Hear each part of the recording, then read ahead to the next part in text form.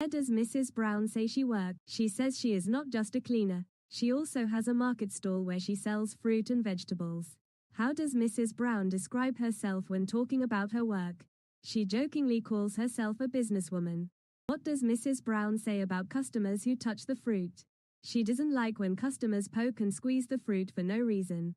What joke does Mrs. Brown make about squeezing bananas? She says, "Mrs., that's a banana, not a willy. It won't get bigger if you squeeze it." Why does Mrs. Brown say she needs to go inside the living room? She sees Dermot and jokes that Happy Feet, a penguin, has arrived, so she should check what's happening at the North Pole. What is Dermot promoting this week? Chocolate biscuits. Why does Mrs. Brown call Dermot a sad little penguin? He looks sad, so she asks if he is in trouble with the law again. Why is Dermot upset?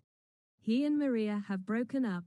What is Mrs. Brown's first reaction to the breakup? She immediately calls Maria a bitch and says she never liked her. How does Dermot respond to his mother insulting Maria? He defends Maria, saying she is not a bitch and did nothing wrong. How does Mrs. Brown try to get Dermot to talk about the breakup? She first says she understands, then immediately asks, "So what happened?" How does Dermot react to his mother pushing for details? He refuses to talk about it and insists, "Mammy, I'm not talking about it." What does Mrs. Brown offer Dermot after he refuses to talk? She offers him a cup of tea. Why does Dermot refuse the tea? He is only on a quick break. What joke does Mrs. Brown make when Dermot says he is on a quick break? She jokes that he should slip into the fridge and relax.